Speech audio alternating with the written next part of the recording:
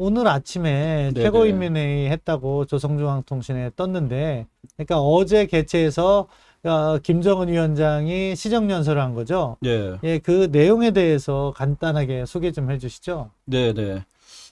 북한이 이제 이틀째 지금 평양에서 최고인민회의를 지금 개최하고 있습니다. 그래서 북한의 최고인민회는 이제 우리나라의 어떤 정기국회에 해당하는 그런 회의라고 그렇죠. 볼 수 있는데요.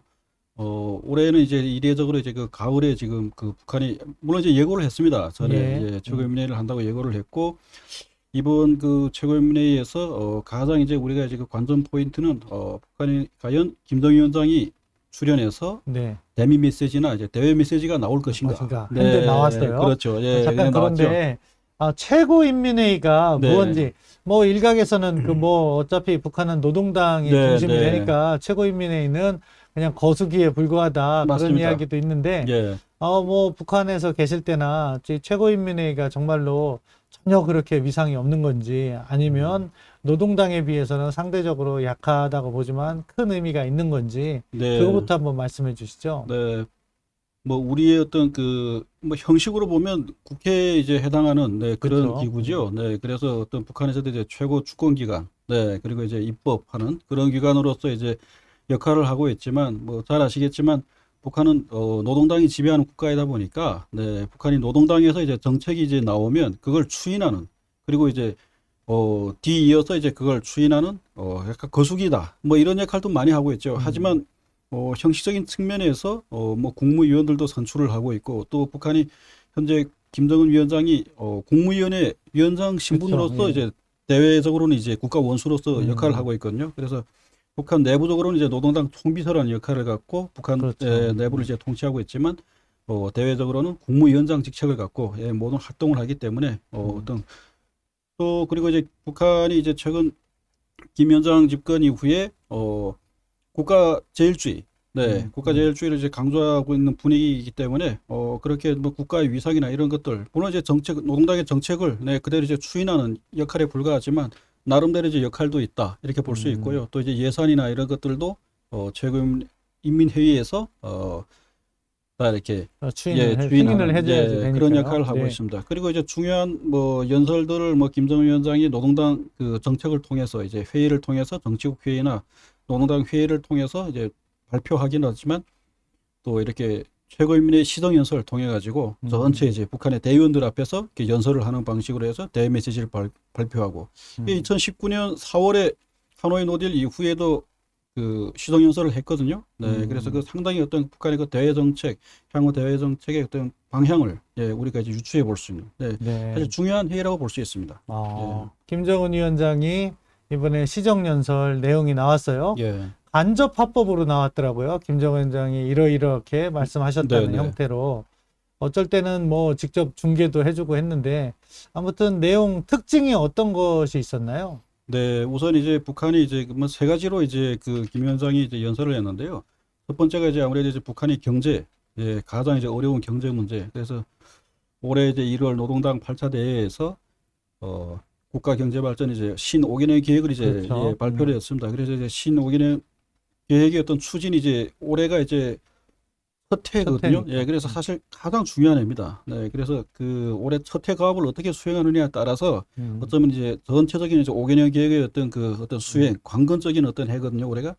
그러다 보니까 이제 북한도 상당히 이제 올해 그 5개년 경제 계획의 어떤 그 수행에 대해서 음, 상당히 관심을 갖고 여기에 대해서 이제 계속해서 이제 언급을 하고 있습니다. 그래서 시정연설 어떤 첫 번째 내용도 보면 계속해서 어떤 그 국제사회의 어떤 대북 제재 속에서 또 작년에 이제 그 코로나 팬데믹, 그렇죠. 코로나19 팬데믹 이후에 이제 북한이 어, 국경을 봉쇄했고 또 나아가서 이제 작년에 이제 그 수해라든지 또 이제 그 태풍, 이런 자연재해들로 인해서 북한이 많은 이제 경제적 피해를 입었거든요. 그래서 아직 그 복구들이 아직 그 완성된 상황이 아닙니다. 그래서 소위 우리가 이제 말하는 삼중고 그런 음, 상황에서 북한이 그 신 5개년 경제 계획을 지금 추진해야 되는 그런 열악한 환경이거든요. 음, 그래서 그런 어떤 그 상황에 대한 어떤 솔직한 어떤 토로 이런 음, 것들이 그 상황 어떤 인식을 정확히 하고 있고 그래서 이걸 사실 뭐 수행을 해야 되는데 잘 아시겠지만 이게 국경 봉쇄가 이제 워낙 거의 뭐 촘촘하게 이루어지다 보니까 뭐 셀프 봉쇄 아닙니까? 그렇죠. 예, 코로나가 지금 뭐 이렇게 창궐하고 있으니까 북한 내부로 아직 북한은 우리는 이제 백신 접종률이 상당히 높지만 북한은 여전히 이제 백신 접종률이 거의 뭐 전무하거든요. 제로거든요. 예. 네, 그런 상황에서 결국 이렇게 봉쇄를 통한 그 방역을 할 수밖에 없는 그런 상황이다 보니까 그 경제 상황이 상당히 어렵습니다. 그래서 신경제 5개년 경제개혁 결국 북한이 내부의 어떤 자체 동력을 마련하는 그래서 중국으로부터의 어떤 사실 지금까지 북한 경제가 보면 상당히 중국에 의존하는 경제였는데 이 기회를 틈타서 결국 북한이 자력갱생 정말 이제 그동안 수십 년간 말로만 해왔던 자력갱생을 한번 제대로 해보자. 거의 중국에 의존하지 않고 스스로 이제 내적 동력 강화한다는. 이런 측면에서 북한이 신개념의 어떤 자력갱생이라는 그 개념을 내놓고 되겠어요. 근데 그 상당히 자력갱생 힘들죠. 연초부터 계속해서 네. 자력갱생 강조하고 그렇죠. 있는데 네. 이번에 최고인민회의 시정연설에서 자력갱생의 성과라든가 이런 부분을 언급하진 아직 않았죠. 네, 아직까지는 특별히 성과가 나올 만한 시기가 안 됐고요. 그렇죠. 아직까지는. 네, 그래서 특별히 북한도 이제 그런 내부적으로 상당히 어려운 상황이기 때문에 경제 계획 목표를 정말 이제 실효성 있게 나름 이제 잡았습니다. 그래서 이제 금속, 화학 이제 네. 말 그대로 이제 기간 산업들, 금속, 이런 화학, 것들, 석탄, 철강, 철강, 그다음에 농업, 수산업 뭐 쭉 이렇게 맞습니다. 나오는 패턴이 있잖아요. 네, 예. 그래서 이게 소위 말하는 6대 선행 부문에 대한 어떤 집중 투자, 그리고 이제 그 부분에 대한 이제 경제 발전 여기에 대해서 이제 상당히 강조하고 있는데요. 가장 중요한 것은 결국 북한이 올해 이제 식량난이 제일 지금 심각하니까 올해 6월에 김정은 위원장이 당 정치국 회의에서 이례적으로 이제 자기 특별 명령문까지 들어 보이면서 결국 그게 이제 군부대 이제 식량을 이제 그렇죠. 민간에 이제 풀어주는 그런 조치였거든요. 그 정도로 이제 북한 내부의 어떤 식량난 사정이라든지 상당히 안 좋습니다. 그러다 보니까 김정은 위원장이 결국 이제 올해 연말 이제는 총알 시점이 됐거든요. 이제 3개월밖에 안 남았지 않습니까? 그러다 보니까 이제 아마 하반기 국정 운영을 어떻게 해나가야 될지 그런 측면에서 경제 관련해서도 아마 지침을 내린 것 같고요. 네. 마무리를 잘 해라. 그렇죠. 네. 그 내용을 보니까 김정은 위원장이 이제 한 두세 달 남은 석 달이 남은 거죠. 석 달 남은 기간 동안 자기가 1월 달에 신년사를 통해서 지침을 내린 내용을 잘 이행해라. 그래서 성과를 내자 이렇게 독려하는 내용이었는데 그런데 이 남북 관계와 관련해서 세 패러그래프인가 네 패러그래프를 사용하면서 상당히 강조를 했어요. 강조 많이 했죠. 신년사보다도 오히려 더 강조했다는 느낌이 드는데 그 내용을 저희가 또 이제 분석을 해봐야 되는데 어떤 내용이 담겨 있었습니까? 우선 제일 눈에 띄는 대목은 10월 초부터 이제 단절됐던 남북 이제 연락선, 이게 통신선이죠. 결국 이걸 이제 복원하라는 지시가 나왔습니다. 그래서 결국 우리 정부가 이제 문재인 대통령께서 지난 9월 지난주죠. 이제 유엔 총회에서 북한의 종전선언 제안하고 김여정 부부장의 담화가 나왔습니다. 이제 종전선언 아직 좋은 것이지만 결국 또 외무성 부상의 어떤 전 담화에서는 시기상조다. 그렇죠. 결국 우리 정부의 적대 정책 철회 이게 결국 선행 조건으로 이제 내걸었거든요. 그리고는 김정은 위원장이 다시 한번 그걸 강조했습니다. 결국 내용을 보면 이중 기준, 이중 기준과 이제 상호 존중 그리고 이제 적대 정책 철회 이 세 가지가 이제 핵심 요인이거든요. 그래서 과거에는 북한이 사실 종전 선언이나 이런 것들을 이게 2007년 10월 14 선언을 이제 채택을 하면서 남북이 정상회담을 할 때 북한이 먼저 이제 꺼낸 제안이거든요. 종전 선언에 대해서 그때는 이제 종전 선언이 조건이 비핵화가 우선이었습니다. 근데 지금 북한이 제시하는 어떤 종전 선언의 조건을 보면 거꾸로 가고 있거든요. 그렇죠. 오히려 비핵화는 이제 후순위로 좀 밀려버리고 오히려 이제 자기들이 이제 적대적 정책 철회 그리고 이제 소위 말하는 북한의 이중 기준 그리고 이제 상호 존중이라는 것이 자기들이 지금 하고 있는 핵 개발 인정하라는 거 아니에요? 인정하라는 거죠. 지금 최근에도 북한이 지금 극초음속 활공 미사일도 발사를 했고 또 순항 미사일도 발사했고 계속해서 소위 군 무력의 현대화 그리고 이제 아까 박사님께서 말씀하셨던 올해 1월에 이제 김정은 위원장이 8차 당대회에서 제시했던 국방과업의 과제들. 이걸 보면 전술 핵무기 강화하고 핵도함부터 시작을 해서 정말 어마어마한 순항 미사일 다 나오거든요. 있었어요. 그렇죠.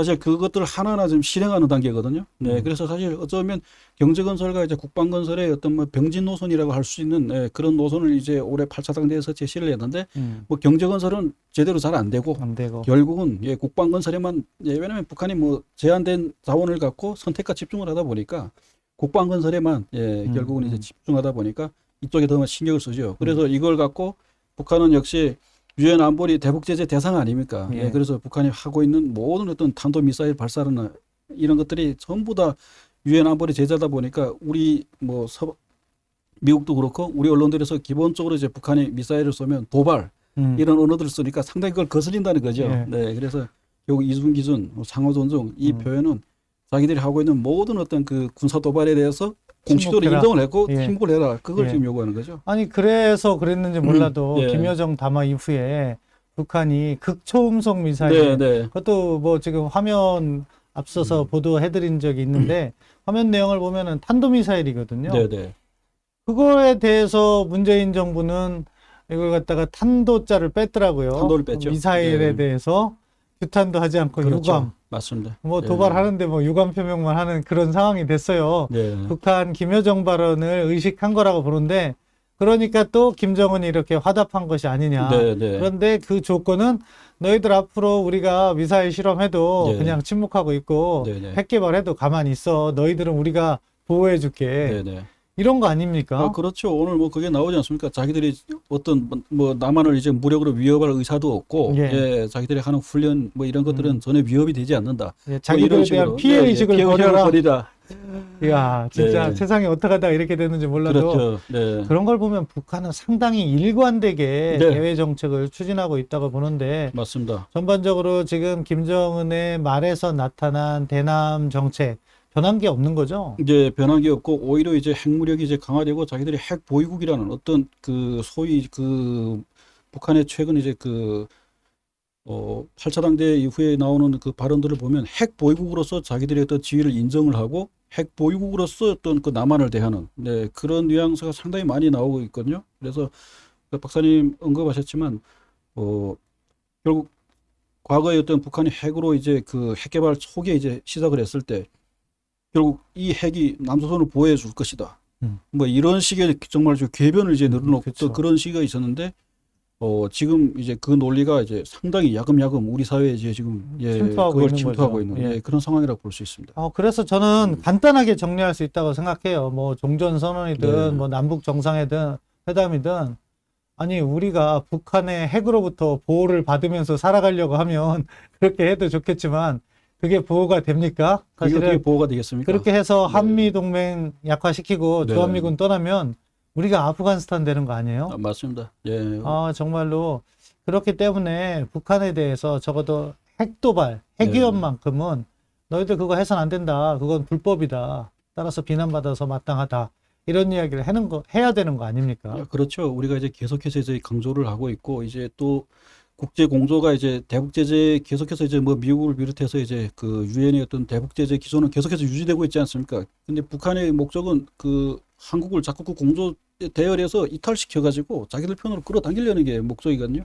근데 우리가 자꾸 이제 뭔가 이게 확고한 어떤 입장이 없다 보니까 계속 이제 뭐 위협도 하고 또 이렇게 뭔가 그 시혜도 주는 척하면서 사실 그렇지만 북한이 줄 수 있는 정말 그 남북 통신선 연락선은 결국 북한이 이게 뭐 물리적으로 이제 단절하는 것이 아니고 사실 그냥 안 받는 거거든요. 그렇죠. 네, 이거 언제든지 그냥 전화를 서로 이제 들고 네. 받기만 하면 되거든요. 예. 정말 큰 힘 안 들이는 겁니다. 이거.